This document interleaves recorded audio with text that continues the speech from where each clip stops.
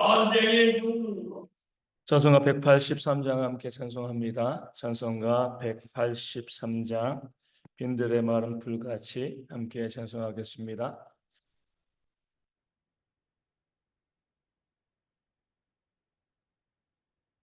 찬송가 183장 빈들의 마른 불같이 함께 찬송합니다. 빈들의 마른 불같이 시들은 나의 영혼, 주님이 약속한 성령 간절히 기다리네. 가물어 메마른 땅에 단비를 내리시듯 성령의 단비를 부어 새 생명 주옵소서. 반가운 빗소리 들려 산천이 춤을 추네. 봄비로 내리는 성령 내게도 주옵소서. 가물어 메마른 땅에 단비를 내리시듯 성령의 단비를 부어 새 생명 주옵소서. 절 따라 우러를 내려 조목이 무성하니 갈급한 내 심령 위에 성령을 부으소서. 가물어 메마른 땅에 단비를 내리시듯 성령의 단비를 부어 새 생명 주옵소서. 잠대신 사랑의 언약 어길 수 있사오랴. 오늘의 흡족한 은혜 주실 줄 믿습니다. 가물어 메마른 땅에 단비를 내리시듯 성령의 단비를 부어 새 생명 주옵소서. 아멘. 사도신경을 우리의 신앙을 함께 고백합니다. 나는 전능하신 아버지 하나님 천지의 창조주를 믿습니다. 나는 그의 유일하신 아들 우리 주 예수 그리스도를 믿습니다. 그는 성령으로 잉태되어 동정녀 마리아에게서 나시고 본디오 빌라도에게 고난을 받아 십자가에 못 박혀 죽으시고 장사된 지 사흘 만에 죽은 자 가운데서 다시 살아나셨으며 하늘에 오르시어 전능하신 아버지 하나님 우편에 앉아 계시다가 거기로부터 살아있는 자와 죽은 자를 심판하러 오십니다. 나는 성령을 믿으며 거룩한 공교회와 성도의 교제와 죄를 용서받는 것과 몸의 부활과 영생을 믿습니다. 아멘. 느헤미야 8장 9절 말씀을 함께 봅니다. 느헤미야 8장 9절 말씀입니다. 제 말씀 읽어드리겠습니다. 백성이 율법의 말씀을 듣고 다 우는지라. 정동 느헤미야와 제사장 겸 학사 에스라와 백성을 가르치는 레위 사람들이 모든 백성에게 이르기를 오늘은 너희 하나님 여호와의 성일이니 슬퍼하지 말며 울지 말라 하고. 아멘. 높은 강단에서 느헤미야가 백성들에게 율법의 책 그 말씀을 읽었습니다. 말씀을 그냥 읽는 거죠. 그 말씀을 읽었을 때에 곳곳에 이 배치되어 있던 레위 사람들이 그 말씀을 번역하고요, 또 해석하면서 백성들에게 그 말씀을 또 알리고 또 깨닫게 하였습니다. 그럴 때에 오늘 말씀을 통해서 보면 율법의 말씀을 듣고 백성이 다 울었다. 이렇게 말씀 가운데 나와 있습니다. 한두 사람이 훌쩍훌쩍한 것이 아니라 그 수문 앞 광장에 모여 있는 모든 사람들이 율법의 말씀을 듣고요, 그 말씀을 깨닫게 해석해 주었을 때 그 말씀을 듣고 다 울었습니다. 말씀을 통하여서 나의 범죄함, 나의 죄됨을 깨달아 알고요, 내 신앙의 게으름과 나태함도 깨달아 알게 되어지고, 왜 이 귀한 말씀을 내가 알지 못하였는가라는 그런 회개의 마음을 가지고 모든 백성들이, 한 사람도 빠짐없이 모든 백성들이 애곡하면서 눈물을 흘리는 그런 회개의 역사가 오늘 본문 가운데 나와 있습니다.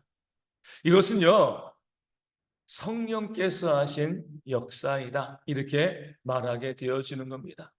에스라가 말씀을 잘 읽어서, 좋은 목소리로 또박또박 말씀을 잘 읽어서 그 말씀을 잘 읽은 것 때문에 백성들이 눈물을 흘린 것이 아닙니다. 곳곳에 있었던 그런 제사장들이 그 말씀을 잘 깨닫게 하여 주었기 때문에 그것 가지고 그들이 눈물을 흘린 것이 아니죠. 물론 말씀을 잘 읽어야 되고요, 깨달을 수 있도록 말씀을 잘 증거하고 선포해야 합니다. 하지만 이것만 가지고서 그 공동체 가운데 변화와 회개의 역사가 일어나는 것은 아닙니다. 그것을 우리 예수님께서 보여주시는 거죠. 이 세상에서 예수님만큼 말씀을 잘 해석하고요, 잘 증거한 분이 누구이겠습니까? 하나님이시기 때문에, 하나님의 아들이시기 때문에 이 땅 가운데 오셔서 천국의 비밀을, 그 복음의 말씀을요, 듣는 사람들에게 너무나 즐겁게, 너무나 잘 증거하고 선포하였습니다.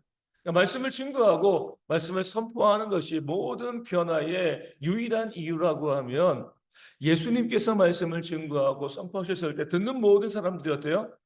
당연히 그 말씀에 변화되어지고요, 그 말씀에 반응해야 되는 것이 마땅합니다. 그런데 어떤 사람들은 주님께서 말씀을 증거하실 때 그 말씀을 즐거이 듣고요, 그 말씀 가운데 은혜를 누리며 감사하고 감동했는데, 또 어떤 사람들은 그 말씀을 들을 때 마음이 오히려 강팍해지고요, 그 말씀을 전하는 예수님을 핍박하고 죽이려고 했습니다. 예수님께서 전하신 말씀에 무슨 문제가 있습니까?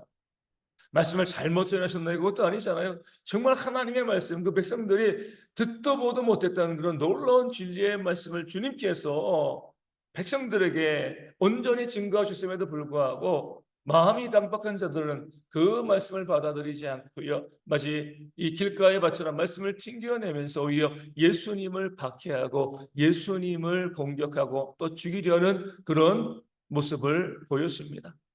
이 모든 사건들은 말씀을 전하는 것도 중요하지만, 아무리 내가 말씀을 잘 증거해도 말씀을 듣는 자들이 성령의 감동을 받지 아니하면 그 말씀을 전혀 듣지 아니한다는 사실을 우리 가운데 보여주고 알려주고 있습니다. 가톨릭은 이렇게 이야기합니다. 듣는 사람들이 중요한 게 아니에요. 말하는 신부가 모든 것에 대한 이 전권을 가지고 있기 때문에 그 신부가 그 말하고 그냥 무조건 강제적으로 은혜를 부어준다, 이렇게 생각을 합니다. 근데 우리 개혁교회는 그렇게 이야기하지 않죠. 이 박수 치는 거예요. 소리가 나오기 위해서는요, 왼손과 오른손 손바닥이 마주쳐야지 소리가 나는 겁니다. 마찬가지로 말씀을 증거하는 자가 말씀을 잘 증거하는 것이 중요합니다. 하지만 그렇게 말씀을 잘 증거해도 말씀을 듣는 자들이 그 말씀에 반응하지 않으면 소리가 나지 않는 거죠. 또 말씀을 듣는 자들이 말씀을 정말 사모하며 들으려고 애쓰고 노력을 하는데 말씀을 증거하는 자가 그 말씀을 온전히 증거하지 않으면 또 소리가 나지 않습니다. 이 두 가지가 함께 있을 때 성령의 역사, 하나님의 능력이 일어나게 되어짐을 성경은 우리 가운데 보여주고 알려주고 있는 겁니다. 오늘 수문 앞 광장에 있는 그 모든 백성들이 다 울었다는 것, 그들의 마음을 통회하고요, 자복하고 회개하면서 하나님의 은혜 자리 가운데 나갔다는 것은 그들에게 성령이 충만하게 임하였다는 겁니다. 오순절에 마가의 다락방에 모여서 기도하고 있던 모든 백성들에게, 120명의 주의 백성들에게 하나님의 성령이 임하신 것처럼 성령이 임하니까 그들이 변화되어지고요, 울며 회개하며 또 하나님의 교회를 세워가는 놀라운 역사가 일어나게 되어진 겁니다. 다른 것을 통해서 교회가 세워지는 것이 아니라 성령이 임하셔야지, 성령의 역사가 임하여야지 그 가운데, 그 공동체 가운데 하나님의 역사가 일어나고요, 또 교회가 세워지는 그런 일들이 벌어지게 되어지는 겁니다. 그럼 언제 성령께서 임하시는가? 백성들이 아무것도 안 하고 있는데 성령이 강하게 그들에게 임하시는 것은 아닌 거죠. 예수님께서 말씀하십니다. 구하는 자에게 성령을 주시지 아니하겠느냐. 간절한 마음으로 사모하면서 성령의 충만함을 구할 때에 성령의 역사가 일어나게 되어지는 겁니다. 오순절에도 됐어요. 120명의 사람들이 그 다락방에 모여서 저녁 기도에 힘썼다. 그들 모두가 성령을 사모하는 마음으로 함께 모여서 저녁 기도에 힘썼을 때에 그 공동체 가운데 성령의 역사가 일어나고요. 그 성령의 역사로 초대교회와 교회 놀라운 부흥의 역사가 일어나게 되었습니다. 이 수문학 광장도 마찬가지입니다. 그들은 그냥 모여 있는 것이 아니라 그 종교력으로 그 7월 첫날 그 새벽 되어지기 이전부터 어떻게 보면 밤을 새워가지고요 그 수문학 광장에 모여 있었습니다. 어떤 마음으로요? 사모하는 마음으로, 하나님의 말씀을 듣고 은혜를 사모하는 심령으로 그 말씀을 듣고자 하는 그런 마음으로 그들이 그 새벽 이전부터 수문학 광장 가운데 모여 있었습니다.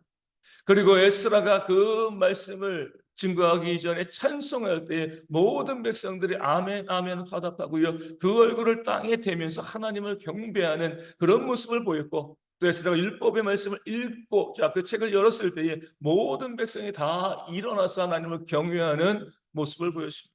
간절한 사모함과 열심히 그들 가운데 있었기 때문에 하나님께서 그들 가운데 성령을 부어주시고 그 성령의 역사 가운데 모든 백성이 마음이 변화되어지고 울고 회개하며 하나님의 백성으로 변화되어지는 그런 역사가 오늘 본문 가운데 나와 있는 겁니다. 오늘날도 마찬가지입니다. 시대도 변하고요, 상황도 변하지만 하나님은 변치 아니하시고 그때나 지금이나 동일하게 역사하시는 줄로 믿습니다.